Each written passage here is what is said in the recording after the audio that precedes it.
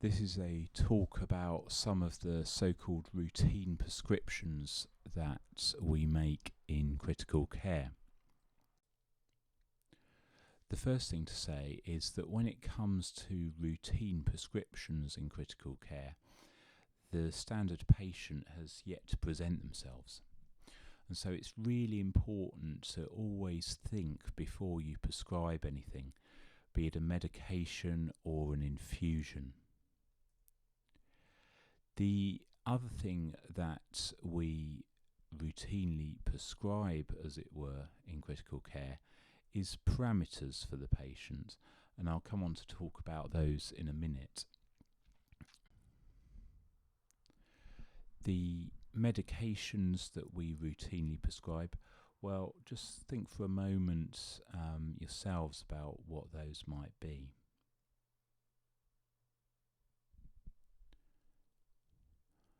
The ones that immediately spring to mind are Venous Thromboembolism prophylaxis,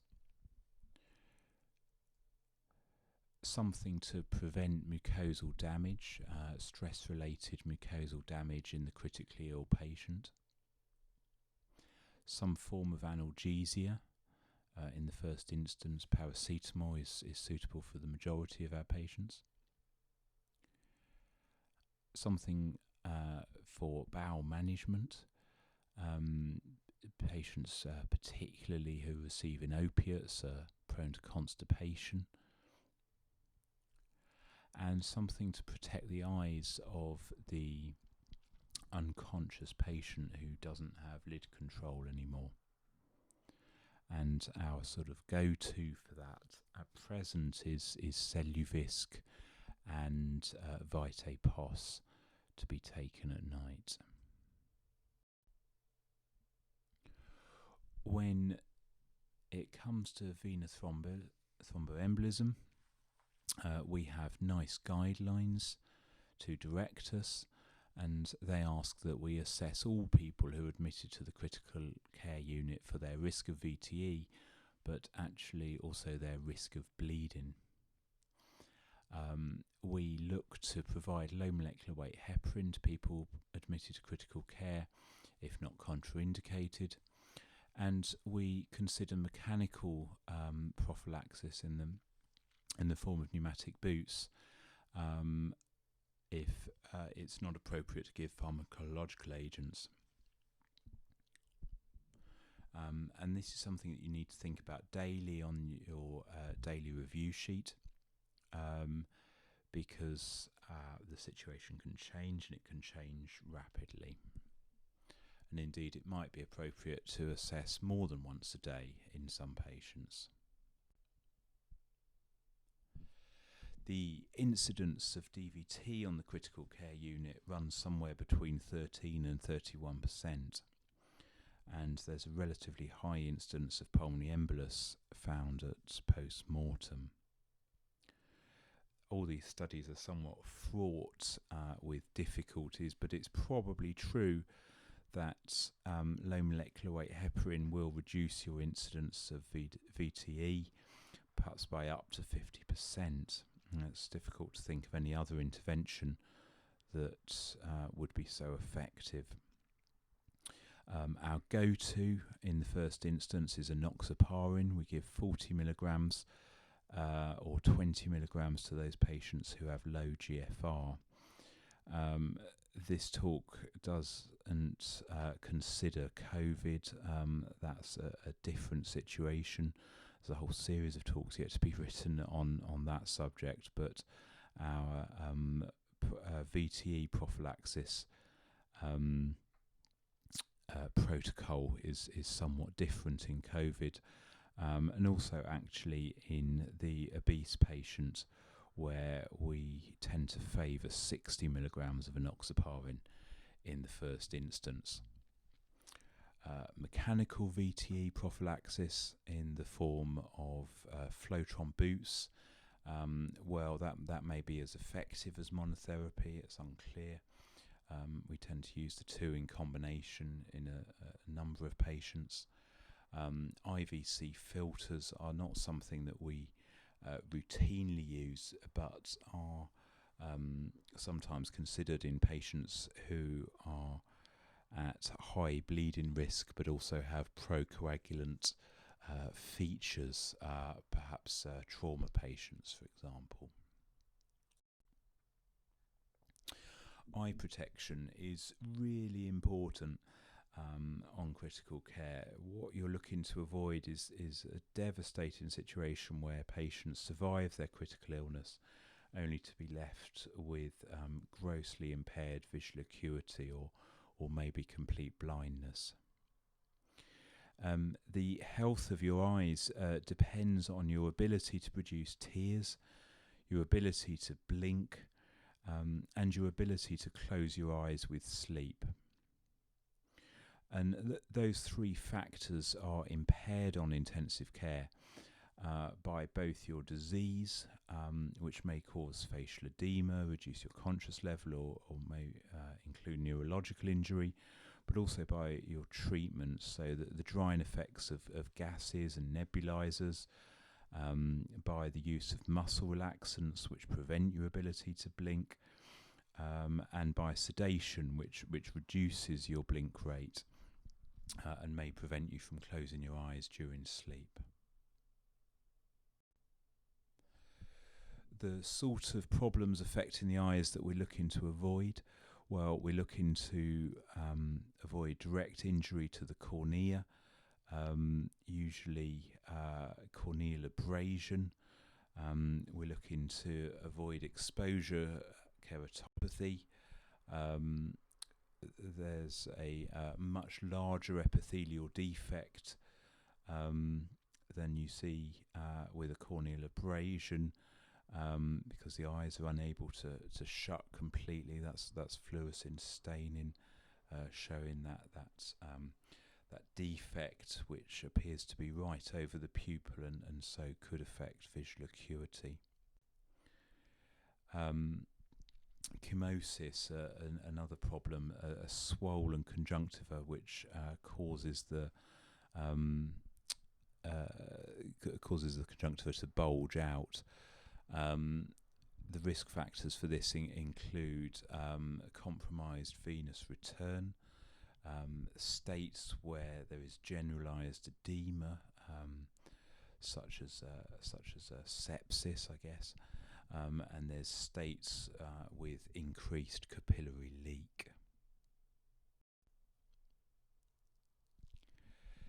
Microbial conjunctivitis is another significant risk.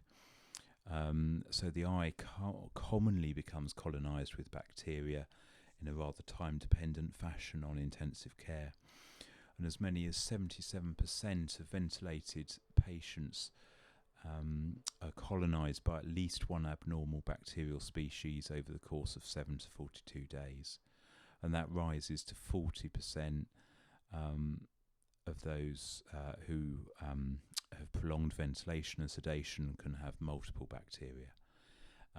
The most common of those are Pseudomonas, Actinobacter, and Staph epi. So how do we go about protecting the eyes? Well, we can manually close the lids or tape the eyes shut. It's not always necessary, however, and it's rather distressing to relatives to see their loved one with the eyes taped. So instead, we tend to move more towards the liberal use of lubricants, so Lacrolube or Vitapost. These are oily lubricants, and it's recommended because the drops simply don't last long enough in our experience. And that's superior to manual closure alone. That's how you might grade lid closure and corneal exposure. The one thing I would say is do be careful to stop eye protection ointment once the patient is conscious and aware. I don't know if any of you have ever had to use them, but the but the oily lubricants really do mess with your visual acuity, so that the patient will wake up with a sort of fog over their eyes, and that's clearly going to be quite distressing. It clears relatively quickly, but easy to avoid. The next thing to talk about is gut prophylaxis. Stress-related mucosal damage affects somewhere between 75 and 100% of critical care patients, and 25% of them, if left untreated, will go on to develop GI bleeds. But you can reduce that significantly with treatment. Using barrier protection such as sucraflate is a little bit old hat now. We're not so keen on that, and instead the choice really is between H2 antagonists like ranitidine and PPIs such as omeprazole and lansoprazole. We tend to favour the H2 antagonists. There is very little in the way of evidence one way or the other. However, although I'll come on to the latest study, for patients who are already established on PPIs at home, then we would tend to go towards PPIs with them. So it's a question that has remained in critical care for many years, is the choice between PPIs and H2 blockers, which is where the Peptic Trial came in it was published 2020, so January 2020. This is the largest ever randomised controlled trial to be conducted in critical care, and pitched proton pump inhibitors versus H2 blockers.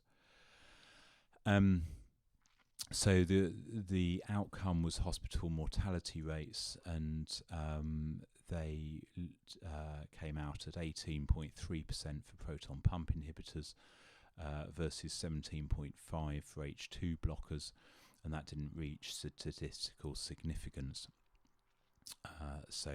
No difference found. The study was a little bit compromised by crossover, patients moving from one group to the other. However, it's nevertheless a pretty robust trial. And what the trial essentially says is that if you want to favour H2 blockers, possibly on cost, or because you believe that proton pump inhibitors are associated with C. diff, then this gives you legitimate reason to do that. However, it may be that PPIs do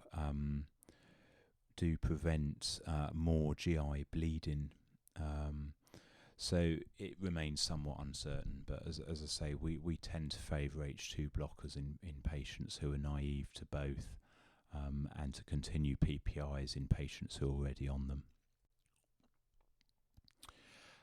So coming on now to infusions, and you will find that we have our own infusion chart, which can make things more straightforward for you. We prescribe sliding scale insulin for patients who require it. We'll talk another time about glucose control in the critically ill, but we tend to favour a sort of liberal policy.